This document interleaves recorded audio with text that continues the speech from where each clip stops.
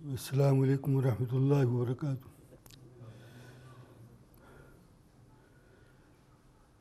میرے محترم بزرگوں، مخلص ساتھیوں، جملہ حاضرین کرام، سامعین کرام، حاضرین کرام اور میری اسلامی ماں اور بہنوں، آج کا درس بفضل خداوند قدوس سورہ اسراء سپارہ نمبر 15 اس سورت سے اور سپارہ نمبر 15 کی پہلی آیت سے 15ویں سپارے سے آج ادھر شروع ہوگا۔ گزشتہ درس میں ماشاءاللہ سورہ نحل ختم ہوئی تھی، اب سورہ نحل کے بعد سورہ اسراء کا آغاز ہے۔ اس مبارک آیت کو شروع کرنے سے پہلے چند باتیں بیان کرنی ہیں تمہید کے طور پر۔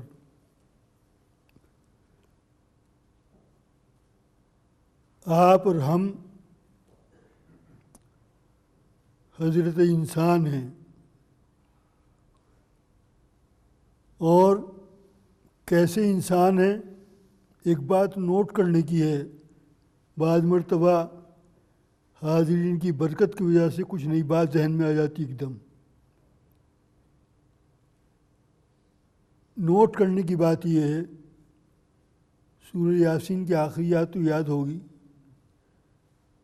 اذا قضى امرا فانما یقول له کن فیکون۔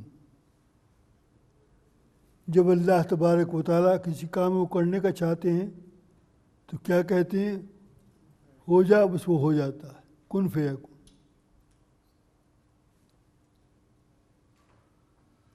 فسبحان الذی بیدہ ملکوت کل شیء والیہ ترجعون۔ ساری کائنات کو اللہ تبارک و تعالیٰ نے اپنی امر کن سے بنایا ہے۔ کن کے معنی بن جا، بن گئی، ہو جا، ہو گئی، کن فیکون۔ لیکن حضرت انسان کو، مجھے اور آپ کو اللہ تبارک و تعالیٰ نے امر کن سے نہیں بنایا۔ یہ کر رہا ہوں ایک بات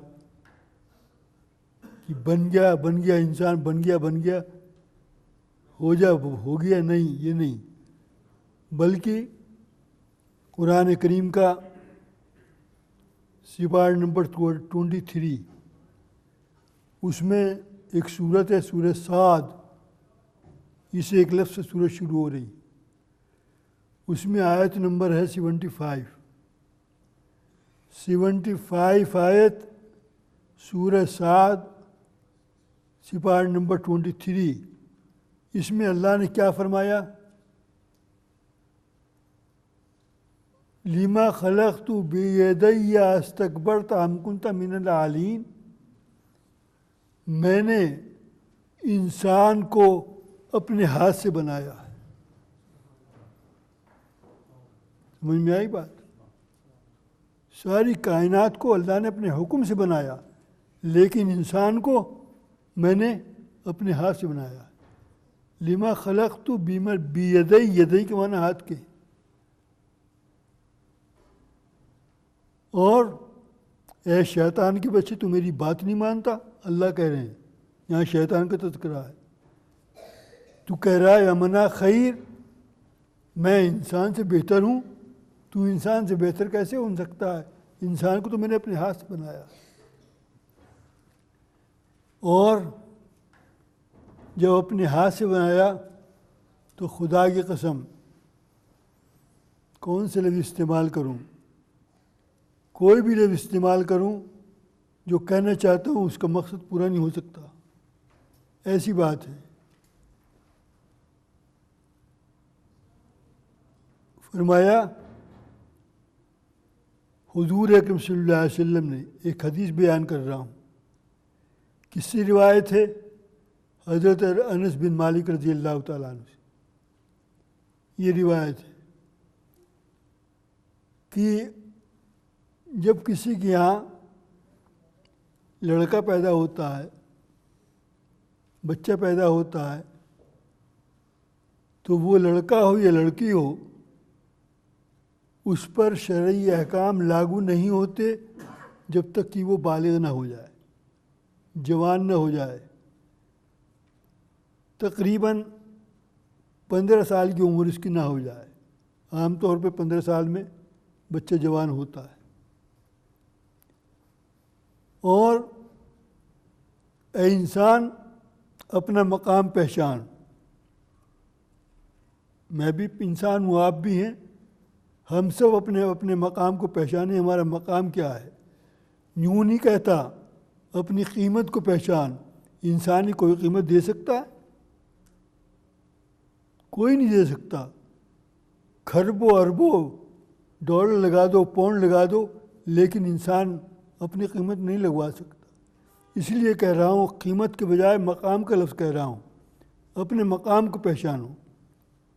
مقام کیا ہے؟ مقام یہ ہے، اللہ تبارک و تعالیٰ نے کہ رسول صلی اللہ علیہ وسلم نے فرمایا، جب تک بچہ 15 سال کا نہیں ہوتا تو اس پر شرعی احکام لاگو نہیں ہوتے۔ جب جوان ہوتا ہے شرعی احکام لاگو ہوتے ہیں۔ اب اگر اس کی عمر فار ایگزامپل 12 سال ہے، 14 سال ہے، یا 9 سال ہے، یا 5 سال ہے، اب اگر وہ فار ایگزامپل عمرہ کرنے جا رہا ہے، یا حج کرنے جا رہا ہے، یا مسجد میں نماز پڑھنے آ رہا ہے، یا مسجد میں قرآن شریف پڑھنے آ رہا ہے، جتنے نیک عمل وہ کر رہا ہے اس کا کیا ہوگا؟ اے انسان، تیرا مقام یہ ہے، تو نے اپنے بچے کو عمرہ کرایا، تو نے اپنے بچے کو حج کرایا، اور تو نے اپنے بچے کو قرآن کریم کی تعلیم کے لیے، دین کی تعلیم کے لیے مسجد میں بھیجا، مدرسے میں بھیجا، اور تو نے مسجد میں نماز پڑھنے کے لیے بھیجا۔ تو ابھی تو احکام لاگو نہیں ہو رہے شرعی، ابھی عمر 15 سال نہیں ہوئی، ابھی تو وہ 14 سال کا ہے، یا 2 سال کا ہے، یا 8 سال کا ہے۔ تو کیا ہوگا؟ فرمایا، جتنی نیکیاں تم بچے کی تربیت، نیک تربیت کرنے کی وجہ سے بچہ کرتا ہے اور اس سے کراتے ہو، فرمایا اس کا ثواب ہم ماں باپ کے نامہ اعمال میں لکھتے ہیں۔ یہ ہے انسان کا مقام۔ اللہ تبارک و تعالیٰ اتنا منصف ہے، اتنا انصاف والا ہے، ہم بچے کی محنت کو ضائع نہیں کرتے، اور اس کا جو ثواب ہے، جو وہ نیک عمل کر رہا ہے، نماز پڑھنے آ رہا ہے مسجد میں، قرآن شریف حفظ کرنے آ رہا ہے، اور قرآن پڑھنے آ رہا ہے، دین کا کچھ بھی نیک عمل کر رہا ہے، ہم اس کا ثواب ماں باپ کے نامہ اعمال میں لکھتے ہیں، اس لیے کہ ماں باپ اس کو دین کی تربیت دے رہے ہیں۔ یہ وجہ ہے۔ اور جب وہ 15 سال کا ہو جاتا ہے اور بالغ ہو گیا، تو حدیث شریف میں حضور صلی اللہ علیہ وسلم نے فرمایا کہ فرشتے اب اپنا قلم اٹھا لیتے ہیں۔ کیوں اٹھا لیتے ہیں؟ کہ اب کالا سفید یہ کیا کرے گا؟ وہ سب لکھتے جائیں گے 15 سال کے بعد۔ اب نماز بھی فرض ہو گئی، روزہ بھی فرض ہو گیا، اگر مالدار ہے زکوٰۃ بھی فرض ہو گئی، اور مالدار ہے تو حج بھی فرض ہو گیا۔ اب جو نیکی کرے گا بالغ ہونے کے بعد، اب ماں باپ کے نامہ اعمال میں نہیں جائیں گے، اب خود اس کے نامہ اعمال میں جائیں گی۔ اب فرشتوں نے قلم اٹھا لیا، اب فرشتے لکھیں گے۔ اور جب یہ 40 سال کا ہو جاتا ہے، یہ مقام پہچانو اپنا اور میرا، جب یہ 40 سال کا ہو جاتا ہے تو ہم 3 بڑی مہلک بیماریوں سے اس کو محفوظ کر دیتے ہیں۔ اور 15 سال کی عمر کے بعد ہم فرشتوں سے کہتے ہیں، کیا کہتے ہیں؟ 2 فرشتوں سے کہتے ہیں تم ان کے محافظ بنو، ان کی حفاظت کرو، اس بچے کی۔ ابھی یہ 15 سال کا پورا ہو گیا، اب فرشتے حفاظت کے لیے لگ جاتے ہیں۔ اور ایک فرشتہ نیک اعمال لکھتا ہے، دوسرا فرشتہ جو غلط کام کرتا ہے وہ لکھتا ہے۔ تو فرشتے اور اللہ تبارک و تعالیٰ کہتے ہیں جب تک یہ نیک اعمال کرتے رہے تم اس کی حفاظت کرتے رہو، حفاظت پر حفاظت۔ تو اللہ تبارک و تعالیٰ ہر بچے کے جب وہ جوان ہو جائے، 15 سال کا ہو جائے اور بڑا ہو جائے تو فرشتے محافظ بنا دیتے ہیں اور اس کو وہ اپنی حفاظت میں رکھتے ہیں، اور فرمایا تم اس کو اپنی قوت، اس کو قوت باہم پہنچاؤ۔ ابھی آہستہ آہستہ 15 کا ہوا، 16 کا ہوا، 17 کا ہو گیا، اب 18 کا ہو گیا، اب یہ پوری جوانی پر ہے۔ فرشتوں سے اللہ کہہ رہے ہیں کہ اب اس کو طاقت پر طاقت اس کی بڑھاتے جاؤ، فرشتے ہیلپ کر رہے ہیں اس کو جوان ہونے کے بعد۔ اس طرح ہوتے ہوتے ہوتے جب یہ 40 سال کی عمر کو پہنچ جاتا ہے فرشتوں کی حفاظت کے اندر، تو اللہ تبارک و تعالیٰ 3 بڑی مہلک بیماریوں سے اس کی حفاظت کر دیتے ہیں۔ وہ مہلک بیماری کیا ہیں؟ جنون نہیں ہوتا، مجنون نہیں ہوتا، پاگل نہیں ہوتا، دیوانہ نہیں ہوتا، اور برس اور جذام کی بیماری۔ اپنی زبان میں کہوں، ہم کہاں سمجھیں گے برس اور جذام کسے کہتے ہیں؟ خارش کی بیماری، اور ایسی بیماری کہ جس کا کوئی علاج نہ ہو۔ فرمایا ہم ان بیماریوں سے اس کی حفاظت کرتے ہیں۔ اور جب یہ خدا کی قسم ڈائری میں لکھنے کی بات ہے، میں بھی انسان ہوں، بھول سکتا ہوں، ذرا تیاری کر کے آتا ہوں اس لیے ذہن میں رہتی ہے بات، اور جب مجھے ریپیٹ کرنا ہوتا ہے 1-2 سال کے بعد پھر میں وہ کتاب نکالتا ہوں۔ 1-2 سال کے بعد کہاں یاد رہیں گی باتیں؟ جب 50 سال کا ہو جاتا ہے تو کیا ہوتا ہے؟ خدا کی قسم اللہ کا نبی جھوٹ نہیں بولتے، فرمایا حضور صلی اللہ علیہ وسلم نے، پھر اللہ تبارک و تعالیٰ اس کا حساب و کتاب آسان کر دیتے۔ سمجھ میں آ رہی بات؟ 50 سال کا ہو گیا تو اس کا حساب و کتاب آسان کر دیں گے۔ کیسا آسان کر دیں گے؟ 30 سپارہ سورہ شقت، اذا السماء انشقت، اس میں آپ کو یہ آیت ملے گی، فَسَوْفَ يُحَاسَبُ حِسَابًا يَسِيرًا، ہم اس کا حساب لیں گے بہت آسان۔ اور کس کا حساب لیں گے؟ اس سے پہلے الفاظ ہیں، وَأَمَّا مَنْ أُوتِيَ كِتَابَهُ بِيَمِينِهِ، جس کا نام اعمال جس کے رائٹ ہینڈ میں دیا گیا، ہم اس کا حساب و کتاب بہت آسان کریں گے۔ تو فرمایا جب 50 کا ہو گیا تو حساب کتاب میں تخفیف ہو جاتی ہے، آسانی کر دیتے ہیں اللہ۔ اور جب یہ 60 کا ہو جاتا ہے، جب یہ 60 سال کا ہو جاتا ہے تو اللہ تبارک و تعالیٰ اس کو اپنی طرف رجوع کر لیتے ہیں۔ کیوں؟ دنیاوی قانون کے اعتبار سے یہ ریٹائرمنٹ کی عمر ہے، اب یہ بوڑھا ہو گیا ہے، 60 سال عمر کوئی کم نہیں ہوتی۔ امت محمدی کی عمر تو 63 ایئرس ہے، کیونکہ حضور صلی اللہ علیہ وسلم دنیا سے تشریف لے گئے، کیا عمر تھی؟ 63۔ آپ کے خلیفہ حضرت ابوبکر صدیق رضی اللہ تعالیٰ عنہ دنیا سے تشریف لے گئے، کیا عمر تھی؟ 63۔ تو امت کی عمر جو ہے وہ 63 ہے۔ کوئی پہلے چل جائے وہ اور بات ہے، اور کوئی بعد میں رہے وہ اور بات ہے، وہ بونس ہے۔ تو جب 60 سال کا ہوتا ہے تو اللہ تبارک و تعالیٰ اس کو اپنی طرف رجوع کر لیتے ہیں، اور لوگ پھر آوازیں کسنی شروع کر دیتے ہیں، 100 چوہے کھا کے بلی حج کو چلی، مثال مشہور ہے۔ کبھی مسجد میں گھسا، اب بڈھا ہو گیا، گھر میں بیوی بیٹھنے نہیں دیتی تو مسجد میں آ جاتا ہے، اور دنیا بھر کی ادھر ادھر کی ہانکتا پھرتا ہے، ٹائم پاس کہیں نہیں ہوتا تو چلو مسجد۔ اب 60 تو حالانکہ کیوں آ رہا ہے؟ اللہ نے اب اس کو اپنی طرف رجوع کر لیا، مسجد میں آنے کی توفیق دے دی ہے۔ کبھی داڑھی نہیں رکھتا تھا، اب داڑھی رکھنی شروع کر دی ہے، کبھی پگڑی نہیں باندھتا تھا، پگڑی باندھنی شروع کر دی ہے، اور کوشش کرتا ہے نیک کام پر نیک کام کرو۔ یہ 60 سال کی عمر کی برکت ہے۔ اللہ تبارک و تعالیٰ اپنی طرف مائل کر لیتے ہیں۔ اور جب یہ 70 سال کا ہوتا ہے، ترتیب یاد رکھنا، میں کہہ رہا ہوں ڈائری میں لکھ لو ان باتوں کو، جب یہ 70 سال کا ہوتا ہے تو اللہ تبارک و تعالیٰ کے آسمانی فرشتے اس سے محبت کرنے لگتے ہیں۔ یہ کوئی تاریخی باتیں بیان نہیں کر رہا، یہ حدیث ہے۔ اور ابھی بیٹھا ہوں یہیں، میں پروف نکال کے دکھا دوں گا کہ دیکھنا چاہے تو۔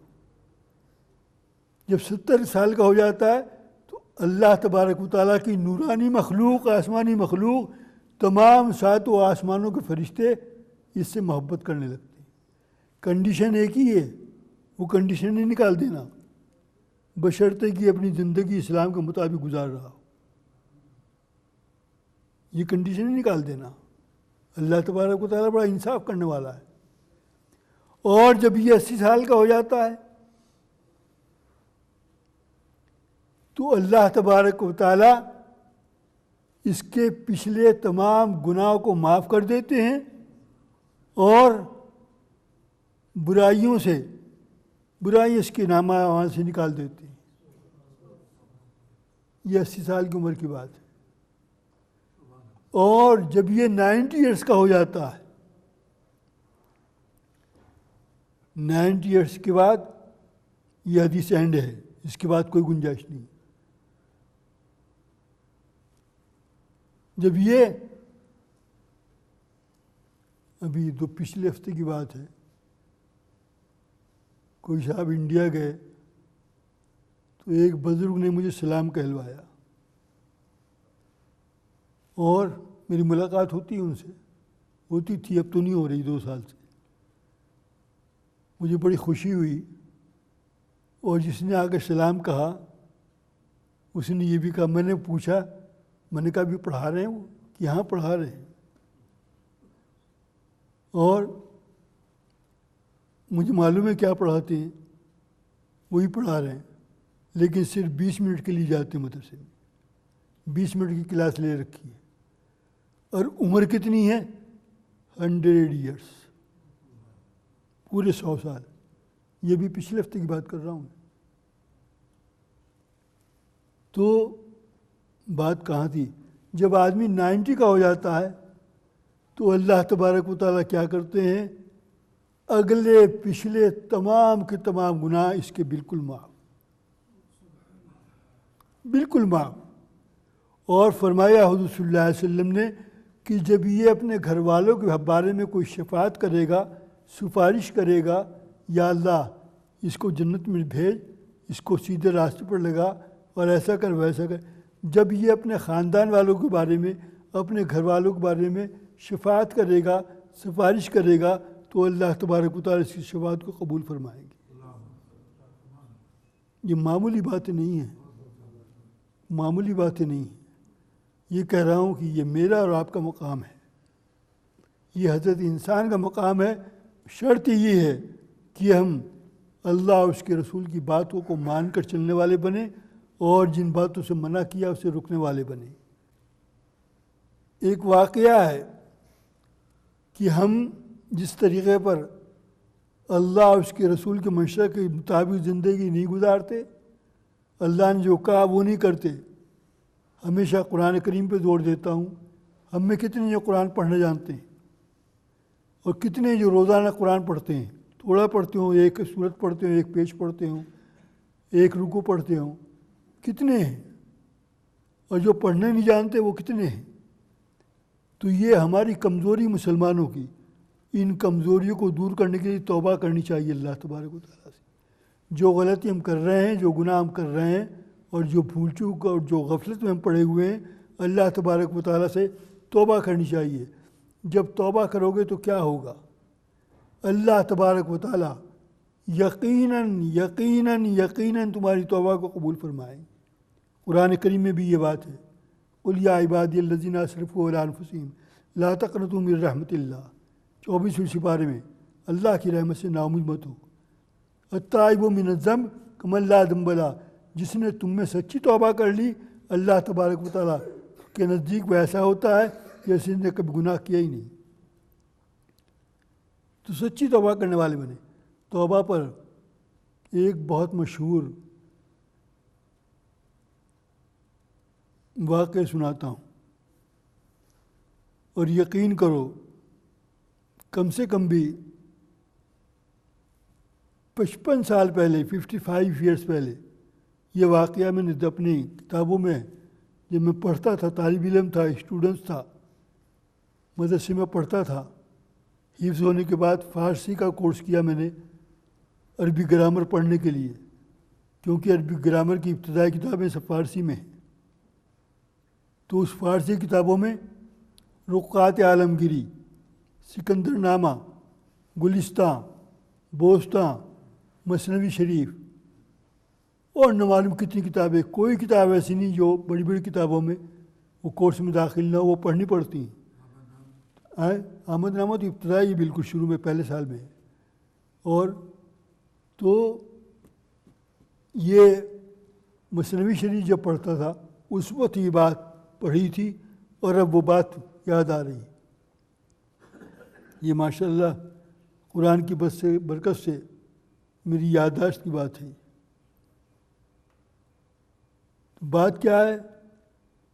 مثنوی شریف وعظ و نصیحت کی ایک بہترین کتاب ہے فارسی میں. اس کے اندر مولانا جلال الدین رومی رحمۃ اللہ علیہ نے ایک واقعہ لکھا ہے توبہ کے اوپر. اور واقعہ کیا ہے؟ واقعہ یہ ہے کہ ایک شخص تھا جس کا نام تھا نصوح، نون سواد واو نصوح، آخر میں ہا. اور اس کی شکل و صورت قدرتی طور پر عورتوں سے ملتی تھی. دیکھنے میں ایسا لگتا تھا جیسے عورت ہے. عورت تھی نہیں، مرد تھا. ہماری زبان میں ایک لفظ کہتے ہیں، وہ اچھا نہیں لگتا یہاں بیٹھ کے بتاتی ہوں ایسے آدمی کو. بہرحال عورتوں سے شکل ملتی جلتی تھی. جب عورتوں سے شکل ملتی جلتی تھی تو اس نے کیا کام کیا؟ ایک بادشاہ کے یہاں جاب لے لی، نوکری لے لی، ملازمت لے لی. اور بادشاہ کے جو کچن تھا، جو باورچی خانہ تھا، کھانا پکانے کی جگہ تھی، وہ سارا لیڈیز ڈپارٹمنٹ کہوں کیا کہوں، لیڈیز کمپارٹمنٹ کہوں کیا کہوں، اس کے اندر کیونکہ اس نے کھانا بنانا تھا، اور تو پہلے ہی تھا یہ قدرتی بنا ہوا، تو عورتوں کے ساتھ وہاں کچن میں اس نے کام کرنا شروع کر دیا تنخواہ پر. اتفاق سے کچھ عرصہ گزرا، لیڈیز کمپارٹمنٹ میں سے، باورچی خانے میں سے، کچن میں سے ایک بادشاہ کا موتی گم ہو گیا. ہوگا کوئی قیمتی موتی. اور بہت ڈھونڈا نہیں ملا. جب نہیں ملا تو بادشاہ وقت نے آرڈر دیا، کس طرح ترجمہ کروں، شرم آتی ہے. بادشاہ وقت نے آرڈر دیا کہ ان سب کی تلاشی لی جائے. اور وہ ہیں کون؟ وہاں تو ساری لیڈیز ہیں، انہی کا کمپارٹمنٹ ہے. وہ ساری کچن میں کام کرتی ہیں بادشاہ کھانا بنانے کے لیے، اسٹاف کا کھانا بنانے کے لیے. جب یہ آرڈر ملا کہ تلاشی لی جائے، اور اس سے آرڈر ملا کہ کپڑے اتار کر لی جائے، اور ساری عورتیں ہیں، تو جس وقت یہ آرڈر آیا تو اس پر لرزہ طاری ہو گیا. کس پر؟ نصوح پر. کیونکہ یہ لیڈیز نہیں تھا، عورت نہیں تھی، عورت بنا ہوا تھا. اور بادشاہ سلامت یہ سمجھ رہا ہے کہ یہ بھی لیڈیز ہے، کیونکہ شکل و صورت عورت ایسی تھی. تو تھر تھر کانپنے لگا اور تلاشی لینی شروع کر دی. تلاشی لیتے لیتے ایک دم آرڈر آیا کہ اس نصوح کی بھی تلاشی لو. جب اس کا تلاشی کا وقت آیا تو یہ اس کا پتا ایسا کانپنے لگا جیسے معلوم ہے اب اس کو کیا ہو جائے گا. بہت بری حالت اس کی ہوئی اور کپ کپی ہو گئی, لرزہ طاری ہو گیا اور چکر آ کر گرنے لگا, اور فوراً یہ اللہ کی تبارک و تعالیٰ کی طرف رجوع ہوا اور کہنے لگا, فارسی میں لکھی ہیں ساری باتیں, کہ یا اللہ میں نے بارہا بے شمار مرتبہ توبہ کی ہے اور بے شمار مرتبہ میں نے توبہ کو توڑا ہے. توبہ کرتا ہوں پھر وہی کام کرتا ہوں. تو کیا کام کرتا ہوں؟ لیڈیز کمپارٹمنٹ تھا تو عورتوں کے ساتھ بدکاری میں مبتلا رہتا تھا, حرام اور ناجائز کام کرتا تھا, رہتی تھا عورتوں کے اندر. تو میں نے بے شمار مرتبہ توبہ کی ہے اور توبہ توڑی ہے.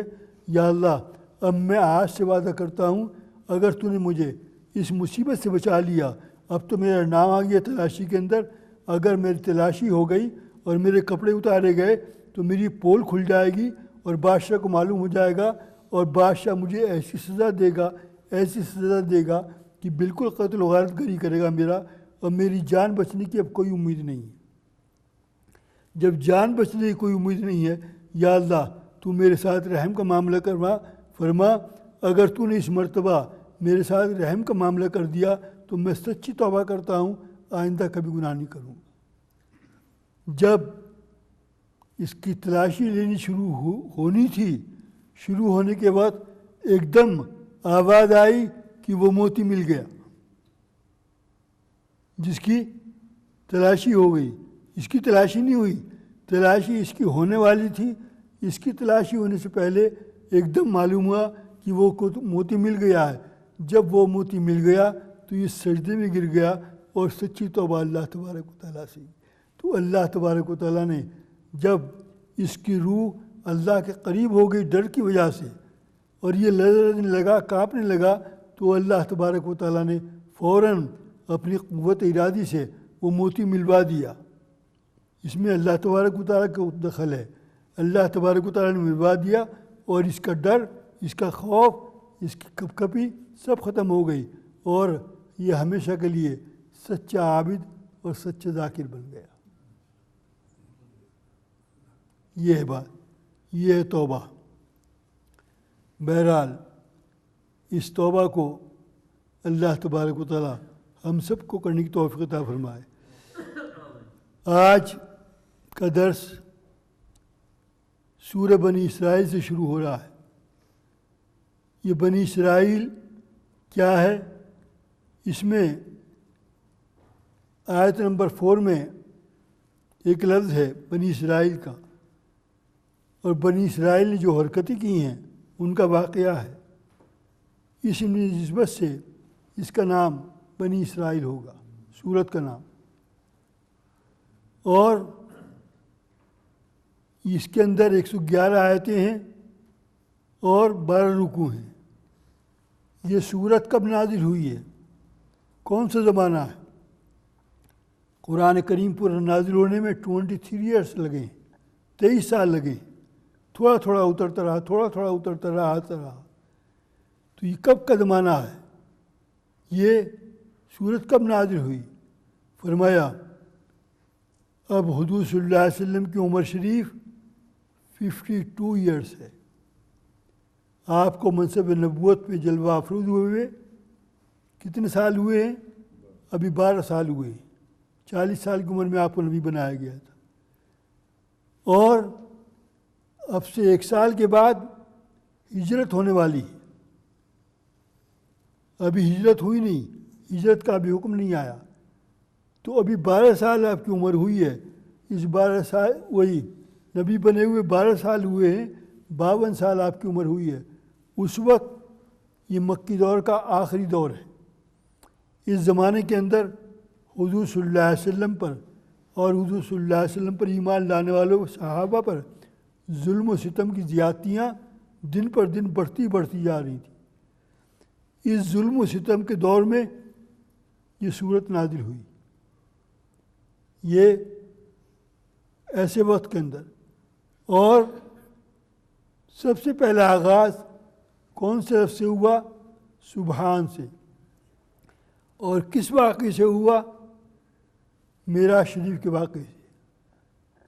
اللہ تبارک و تعالیٰ نے حضور صلی اللہ علیہ وسلم کو اپنے پاس بلایا تھا، راتوں رات کے اندر، ایک ہی رات کے اندر گئے، کہاں سے؟ مکہ معظمہ سے، کہاں تک؟ بیت المقدس تک، فلسطین تک، اور پھر وہاں سے پہلا آسمان، پھر ساتواں آسمان، پھر بیت المعمور اور سدرۃ المنتہا، اور سدرۃ المنتہا کے بعد 70,000 ظلمات کے پردے طے کرنے کے بعد اللہ تبارک و تعالیٰ کے پاس۔ تفصیل کیا ہے؟ پہلے ترجمہ کر دوں اس آیت کا۔ سبحان الذی، پاک ہے اللہ جل شانہ کی ذات۔ سبحان کے معنی، یہ سبحان بہت جگہ آتا ہے، نماز پڑھتے ہیں اللہ اکبر کہتے ہیں، کیا کہتے ہیں؟ سبحانک اللہم۔ تو پاک ہے اس اللہ جل شانہ کی ذات، اسرا، جس نے سیر کرائی، بعبدہ، اپنے بندے محمد صلی اللہ علیہ وسلم کو، لیلم، رات و رات میں، کہاں کی سیر کرائی؟ من المسجد الحرام الی المسجد الاقصی، مسجد حرام سے لے کر مسجد اقصی تک۔ اور یہ مقام کیسے ہیں؟ الذی بارکنا حولہ، یہ مقامات ایسے مقدس ہیں کہ اللہ تبارک و تعالیٰ نے ان میں برکتیں ہی برکتیں رکھی ہیں۔ اور کیوں سیر کرائی؟ کیا وجہ تھی؟ لنوریہ من آیاتنا، اپنی بہت سی نشانیاں حضور اکرم صلی اللہ علیہ وسلم کو دکھلانی تھی۔ انہ هو السمیع البصیر، وہ سننے والا بھی اور جاننے والا بھی۔ یہ ترجمہ ہو گیا پہلی آیت کا۔ اب ذرا تفسیر میں جاؤں گا، شان نزول میں۔ حدیث شریف کے اندر آتا ہے، امام سیوطی نے اس واقعے کو اسی طرح نقل کیا ہے۔ حضور اکرم صلی اللہ علیہ وسلم رات میں بیت اللہ میں تھے، خانہ کعبہ میں تھے، حرم محترم میں تھے، اور آپ اس طرح آرام فرما تھے کہ آنکھیں بنتی اور قلب مطہر جاگ رہا تھا۔ قلب مطہر سویا ہوا نہیں تھا۔ ایک دم اچانک، بغیر کسی آرڈر کے، ایک دم اچانک 50,000 فرشتے تشریف لائے۔ مقام پہچانو حضور صلی اللہ علیہ وسلم کا۔ 50,000 ملائک تشریف لائے، ان میں ان سب کے لیڈر، سب سے بڑے افسر حضرت جبریل امین علیہ الصلوۃ والتسلیم۔ اور حضرت جبریل امین علیہ السلام نے آپ کو اٹھایا۔ کیا مطلب؟ ظاہر میں لگتا تھا سو رہے تھے، سو وہ نہیں رہتے، ایسے ہی ذرا رات کا ٹائم ہے۔ اور کیا کیا؟ اٹھانے کے بعد دیکھا کہ سارا حرم شریف 50,000 ملائک کی تسبیح سے، 50,000 ملائک کے ذکر سے، سبحان اللہ کی تسبیح، الحمدللہ کی تسبیح، اللہ اکبر کی تسبیح، اس تسبیح سے سارا حرم شریف گونج رہا ہے۔ حسن احمد میری بات پر جب میں مطالعہ کر رہا تھا تو میں نے کہا ایک زمانہ وہ تھا کہ 50,000 فرشتوں کی تسبیحات سے حرم شریف گونجتا تھا، اور ایک زمانہ آج ہے کہ لاکھوں اور ملینوں موبائل فون کی آواز سے حرم شریف گونجتا ہے۔ نہیں ہے یہ بات؟ طواف کرو اور دیکھو اب کیا ہوتا ہے۔ قدم قدم کے اوپر موبائل فون کی آواز ہے، گھنٹیوں کی آواز ہے، طواف بھی کر رہے ہیں اور یہ سارا موبائل کا چکر بھی چل رہا ہے۔ ایک زمانہ وہ تسبیحات کا تھا، اور اب یہ امریکہ کا یہ فیشن ہے سارا جو مسلمانوں کو پیچھے لگا دیا ہے۔ اب یہ طواف کے بجائے وہ چکر کیا گنتے، وہ وہی دیکھتے ہیں کہ کون سا آرڈر آیا، کون سا میسیج آیا، ہر وقت وہ فون ہی ان کے ہاتھ میں رہتا ہے۔ بہرحال گونج گیا حرم، تو اب کیا کیا؟ حضرت جبریل امین علیہ الصلوۃ والتسلیم نے آپ کو لٹایا، اور لٹانے کے بعد آپ کے سینہ اتھر کو چاک کیا، کیا کہتے ہیں بائی پاس ہو رہا ہے، آپریشن کیا۔ آپریشن کرنے کے بعد قلب مطہر کو باہر نکالا۔ قلب مطہر کو باہر نکالنے کے بعد جنت سے لائی ہوئی ایک ٹرے، کیسی ہوگی واللہ عالم، اس ٹرے کے اندر قلب مطہر کو رکھا۔ قلب مطہر کو رکھنے کے بعد قلب مطہر کو چاک کیا، کاٹا۔ کاٹنے کے بعد جنت سے لائے ہوئے بے شمار کروڑوں اور نہ معلوم کتنے کہوں انوارات جو جنت سے لے کر آئے تھے وہ قلب مطہر کے اندر بھرے، اور اس بھرنے سے پہلے کیا کیا؟ زمزم کے پانی سے قلب مطہر کو دھویا۔ دھونے کے بعد یہ انوارات قلب مطہر کے اندر بھرے، اور بھرنے کے بعد پھر قلب مطہر کو اسی جگہ رکھ دیا جہاں سے نکالا تھا، اور رکھنے کے بعد پھر سینے مبارک کو سی دیا۔ ہماری سمجھ سے یہ باتیں باہر ہیں۔ ان اللہ علی کل شیء قدیر، قرآن کریم کی بے شمار جگہ یہ آیت ہے۔ اللہ تبارک و تعالیٰ ہر چیز پر قدرت رکھتا ہے۔ ہم یہ سوچیں گے آپریشن ہو رہا ہے، کتنا خون نکل رہا ہوگا، کتنی تکلیف ہو رہی ہوگی، کتنا درد ہو رہا ہوگا، لیکن اللہ تبارک و تعالیٰ ہر چیز پر قادر ہے۔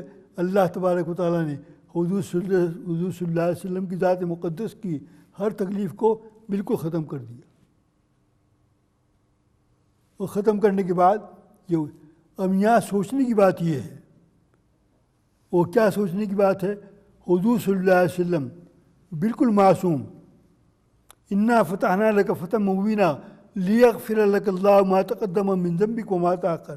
حضور صلی اللہ علیہ وسلم ایک تو آپ نے کوئی گناہ کیے نہیں، بالکل آپ معصوم ہیں، اور مان لو 0%، 1/4% اگر مان لو کبھی کوئی غلطی ہو بھی گئی ہو بائی چانس، تو اللہ تبارک و تعالیٰ نے اگلے پچھلے آپ کے سب معاف کر دیے۔ گناہ تو ہے ہی نہیں، لیکن مقام بیان کرنا ہے اللہ تبارک و تعالیٰ کو، آپ بالکل معصوم ہیں۔ جب آپ معصوم ہیں، کوئی گناہ کبھی آپ نے کیا نہیں، کوئی غلطی آپ نے کی نہیں، تو اس کے باوجود قلب مطہر کو زمزم کے پانی سے 3 مرتبہ دھویا۔ زمزم کے پانی سے کیوں دھویا؟ اس لیے دھویا کہ حضور صلی اللہ علیہ وسلم ثمرہ ہیں حضرت ابراہیم علیہ السلام کی دعا کا۔ قرآن کریم کی آیت پہلے سپارے میں ہے،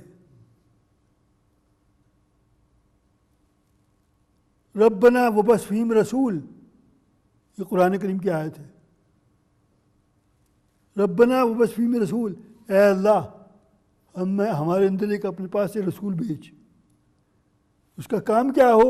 یتلو علیہم آیاتی، جو تمہارے قرآن کو پڑھ کر ہم کو سنائے، قرآن کریم کی تلاوت کرے ہمارے سامنے، وَيُزَكِّيهِمْ، اور ہمارے قلوب کے اندر نورانی بھرے، ہمارا تزکیہ کرے، ہماری صفائی کرے، اور وَيُعَلِّمُهُمُ الْكِتَابَ، اور قرآن کریم پڑھنا ہم کو سکھائے، اور والحکمہ، 4 کام ہیں، اور حکمت اور عقل کی باتیں بتائے۔ جب تک یہ کام نہ ہو ہم گمراہ کے راستے پر نہیں رہیں گے، سیدھے راستے پر نہیں چل سکتے۔ تو ابراہیم علیہ السلام نے دعا کی تو اللہ تبارک و تعالیٰ نے ایک زمانے کے بعد حضور صلی اللہ علیہ وسلم کو جلوہ افروز فرما دیا، اور اللہ تبارک و تعالیٰ نے حضرت ابراہیم علیہ السلام سے اپنا گھر بنوایا۔ گھر بنانے کے وقت کون ہیلپ کر رہا تھا، کون نصرت کر رہا تھا، کون ساتھ دے رہا تھا؟ آپ کے بیٹے حضرت ابراہیم علیہ السلام کے بیٹے حضرت اسماعیل علیہ السلام۔ دیواریں اونچی ہو رہی ہیں تو ابراہیم علیہ السلام کے بیٹے پیڑوں پر پیڑے باندھ رہے ہیں، تختوں پر تختے باندھ رہے ہیں، اور اس پر کھڑے ہو کر مقام ابراہیم کیا ہے؟ حضرت ابراہیم کے قدموں کے نشان ہیں، جس پر کھڑے ہو کر، جن پتھروں پہ کھڑے ہو کر ابراہیم علیہ السلام نے خانہ کعبہ کو بنوایا تھا اللہ تبارک و تعالیٰ نے۔ اس وقت اسماعیل علیہ السلام نے ہیلپ کی تھی۔ اسماعیل علیہ السلام کون ہیں؟ یہ وہ ہیں جن کو اللہ نے قربان کرنے کا حکم دیا تھا، قربانی کرنے کا حکم دیا تھا ابراہیم علیہ السلام کو۔ اور یہ کون ہے؟ جس وقت یہ پیدا ہو گئے اور ابراہیم علیہ السلام نے ان کو لے کر اللہ کے حکم سے 13 سپارے کی آیتیں ہیں، فرمایا ان کو لے کر کہاں چلے گئے؟ ایسے مقام پر جہاں کوئی چیز نہیں پیدا ہوتی۔ وہ جگہ کون سی ہے؟ مکہ معظمہ۔ وہ جگہ کون سی ہے؟ مینا۔ وہ جگہ کون سی ہے؟ یہ سارے پہاڑی علاقے ہیں۔ اللہ نے حکم دیا اپنی بیوی کو اور بچوں کو لے کر وہاں چھوڑ دو۔ تو جب حکم دیا تو حضرت سارہ کو ساتھ لیا اور وہاں لے جا کر چھوڑ دیا۔ کیوں؟ تاکہ یہ نماز پڑھنے والے بنے۔ بہرحال جس وقت وہاں چھوڑا، یہ معصوم ہیں، تو پیاس کی شدت کی وجہ سے پیر کے اندر پیر مار رہے ہیں زمین کے اندر۔ جب پیر مار رہے ہیں اور حضرت حاجرہ علیہ السلام یہ پانی کو ڈھونڈنے کے لیے کبھی صفا پر چڑھتی ہیں، کبھی مروہ پر چڑھتی ہیں۔ یہ حاجی 7 چکر کیوں لگاتے ہیں؟ قیامت تک کے لیے اللہ نے یہ پسند آئی۔ تو جس وقت یہ ایڑی مارتے تھے پیاس کی شدت کی وجہ سے، تو اللہ تبارک و تعالیٰ نے وہاں سے ایک چشمہ جاری کر دیا پانی کا، اس کا نام ہے زمزم۔ زمزم جاری کر دیا۔ اس زمزم کی نسبت حضرت اسماعیل علیہ السلام سے ہے، اور حضرت اسماعیل علیہ السلام سے کنیکشن ملانے کے لیے اللہ تبارک و تعالیٰ کے پیارے مقدس فرشتے حضرت جبریل امین نے زمزم کے پانی سے دھویا تاکہ نسبت مل جائے۔ جب قلب مطہر کو زمزم کے پانی سے دھویا جو پاک تھا، اور میرا اور آپ کا دل، سوچو اس میں کتنا کفر بھرا ہوا ہے، کتنا شرک بھرا ہوا ہے۔ آپ کہتے ہیں نہیں بھرا ہوا، میں نے تو کبھی کفر نہیں کیا۔ آپ کہتے ہیں میں نے تو کبھی چلو نہیں کیا۔ کتنا حسد بھرا ہوا ہے، کتنا بغض بھرا ہوا ہے، کتنا کینہ بھرا ہوا ہے، کتنی گندگی اس کے اندر بھری ہوئی ہے۔ جتنے گناہ کرتا ہوں ہر گناہ پر ایک نقطہ دل پر لگ جاتا ہے۔ گناہ کر کر کے سارا دل کالا ہوا ہے۔ جب سارا دل کالا ہوا ہے تو اللہ تبارک و تعالیٰ ایسے گناہ گار دل کو اپنے دربار میں کیسے قبول کرے گا؟ جب حضور صلی اللہ علیہ وسلم نے کوئی گناہ نہیں کیا، کوئی غلطی نہیں کی، اس کو قبول نہیں کیا، پہلے زمزم سے دھلوایا اور نورانیت بھری۔ اور ہم اور آپ، ہمارا کیا حال ہو؟ فرمایا تمہیں اگر اس درجے پر پہنچنا ہے تو نماز کے لیے مسجد میں آنا ہے تو وضو کرو، اور وضو کے اندر 3 مرتبہ ہاتھوں کو پیروں کو دھو۔ یہ سنت ہے، جس طرح 3 مرتبہ زمزم سے دھویا گیا۔ جب تم یہ کام کرو گے، فرمایا حضور صلی اللہ علیہ وسلم کو معراج شریف میں بلانے کے لیے کام کیا تھا، اے مسلمانوں ہم تمہاری بھی معراج کراتے ہیں، تم وہ کام کرنے والے بنو جو حضور صلی اللہ علیہ وسلم نے کیا ہے۔ اور مسلمانوں کی معراج کیا ہے؟ مشہور حدیث ہے، سارے تبلیغ والوں کو یاد ہوگا۔ کیا حدیث ہے؟ الصلاۃ معراج المؤمن، نماز مسلمانوں کی معراج. نماز کا حکم کب آیا؟ معراج شریف میں. 50 وقت کی نمازیں فرض کی گئی تھی اور 50 سے آہستہ آہستہ کم ہوتے ہوتے وہ 5 رہ گئی چھٹے آسمان پر. تو میں کہہ ہی رہا تھا کہ جب ہو گیا یہ تو اس کے بعد کیا ہوا؟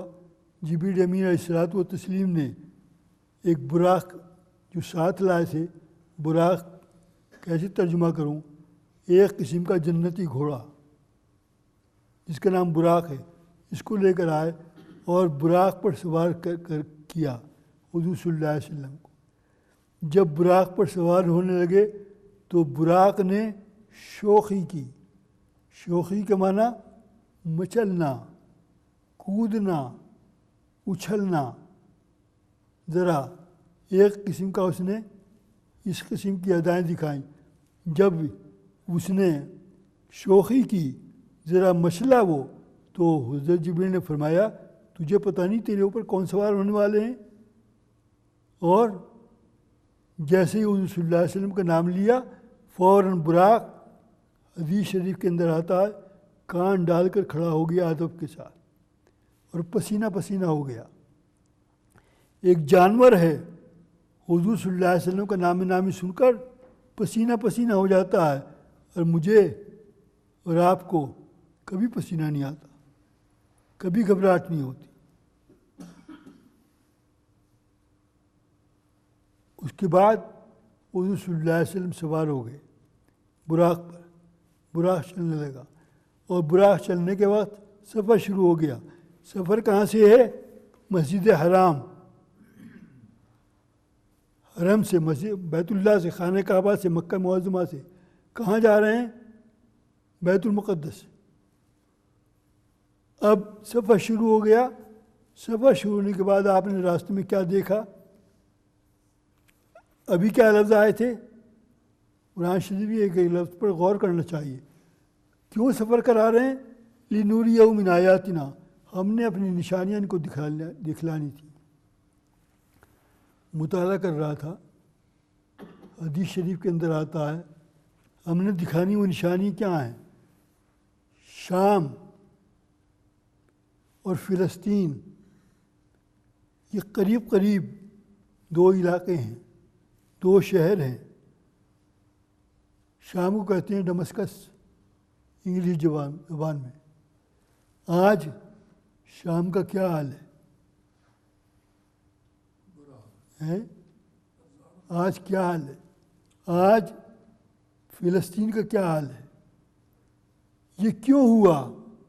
وہ جو میں بار بار توبہ کی بات کرتا ہوں، ہم سب قصوروار ہیں. ہماری اپنی بدعمالییں اور ہمارے جو بڑے تھے اس وقت کے 1967 مجھے اچھی طرح یاد ہے، 1967 میں بیت المقدس کو اسرائیل نے چھینا ہے. اس وقت سارے یہ وقت کے بادشاہ کہاں تھے؟ کہاں سو رہے تھے؟ سب پہ غفلت کے پردے پڑے ہوئے تھے. اس غفلت کے پردوں نے شام کا بھی برا حال کر رکھا ہے. کتنی خونریزی ہو رہی ہے، کتنے مسلمانوں کا قتل عام ہو رہا ہے، اور فلسطین میں کتنی بمباری بچتی ہے، اور کیا سے کیا ہو رہا ہے. یہ ساری ہماری اپنی بدعمالی ہیں. ان بدعمالیوں کی وجہ سے ہم نے اپنے مقدس مقامات کو ان کی بے عزتی کراتے ہیں اور کرا رہے ہیں. مصر بھی شامل ہو گیا. ہاں، مصر بھی شامل. تو اللہ تبارک و تعالیٰ سے توبہ کریں قدم قدم کے اوپر کہ ہماری غفلتوں سے کہاں کہاں پہنچ گئے، اور ہمارے سارے مقدس مقامات، یہ قرآن کہہ رہے ہیں مقدس مقامات یہ چھین لیے گئے ہیں. اب اگر ان کو واپس لینا ہے تو کچھ کرنا پڑے گا. فرمایا جس وقت یہ سفر شروع کیا تو آپ نے ایک مقام پر دیکھا. کیا دیکھا؟ ایک قوم ہے، اور وہ قوم کیا کر رہی ہے؟ لاکھوں کروڑوں آدمی ہیں، ملینوں آدمی ہیں. وہ کیا کر رہے ہیں؟ کھیتی کر رہے ہیں، زمین میں ہل چلا رہے ہیں، اور زمین کے اندر پانی دے رہے ہیں، اور زمین میں بیج ڈال رہے ہیں.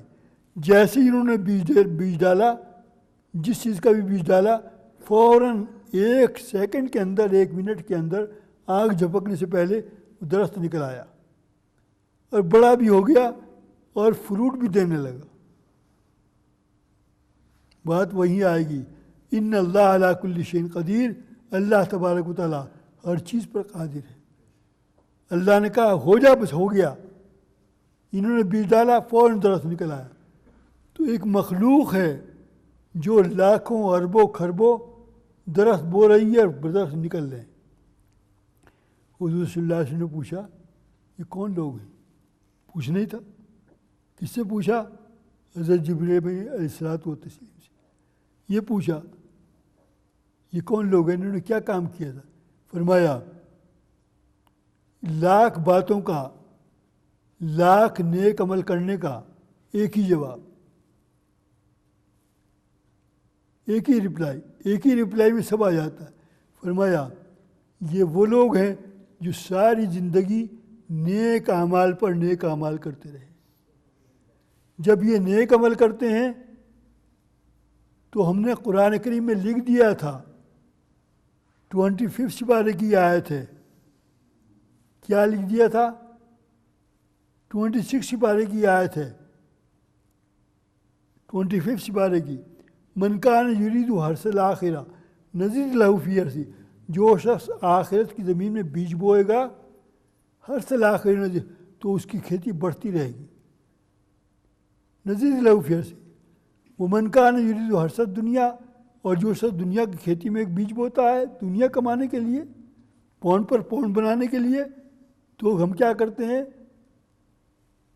حرث الدنیا نوتی منا، ہم اس کو بھی دیتے ہیں، لیکن وما لہ فی الآخرۃ من نصیب، آخرت میں اس کے لیے ہمارے پاس کوئی حصہ نہیں۔